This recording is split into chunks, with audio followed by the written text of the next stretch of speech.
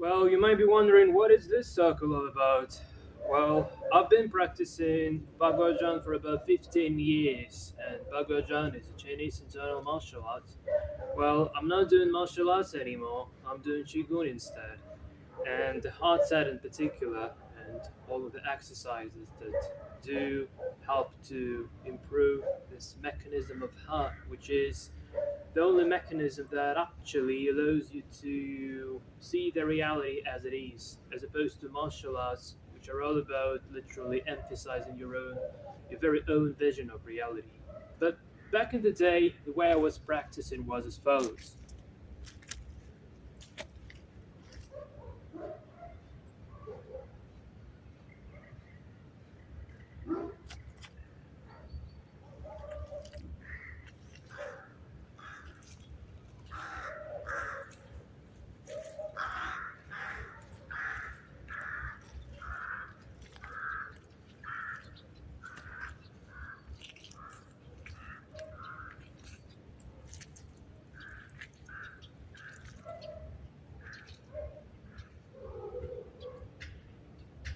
And for about I went to help it early is doing like this.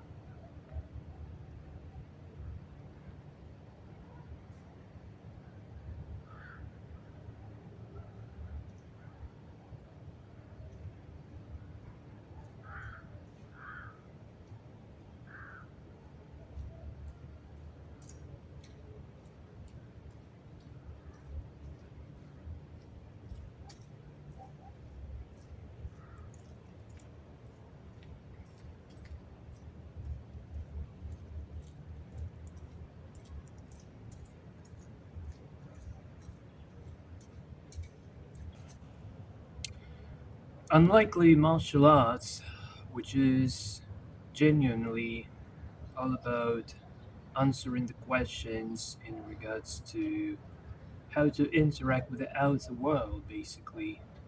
Qigong is about more like questioning your own self, like what is your nature.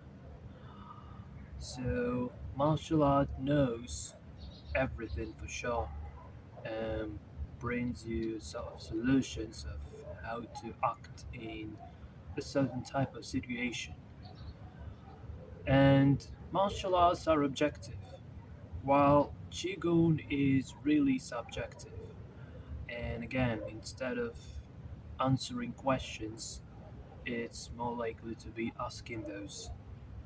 So, like, I'm a big fan of Martin Dolas. Not quite sure if I'm pronouncing his name properly though. So, he's a blogger from Netherlands, currently living in Italian Alps in a log cabin. And I really love his videos because his videos are more about Qigong than the Qigong videos, to be honest. Because literally what he is filming is the flow, and he doesn't know how to do things properly. He just builds his, like, he doesn't build the cabin, but he builds like the roof, the gutters, and it's not looking for an easy way of doing things. So sometimes it really gets complicated. He fails a lot, and he is not shy of showing that as well. So, Qigong is a very similar sort of thing, but unlikely construction and building, which occurs outside. It's all about building your internal temple. And here, interestingly, that again, unlikely the outer world, which is highly objective. When you're doing Qigong, this is really like subjective instead, and it's extremely hard to evaluate that. I would say that trying to evaluate the outcome of one's Qigong practice from the perspective of the outer world doesn't really make sense because it's very personal and it's not about achieving some objective results. It's not about results at all. It's more likely about the process instead. So if you're looking for result, you would rather consider martial arts. But if you're looking for a self-transformation, then Qigong is definitely on the cards. Another interesting question regards to delivering of what is within inside you, basically.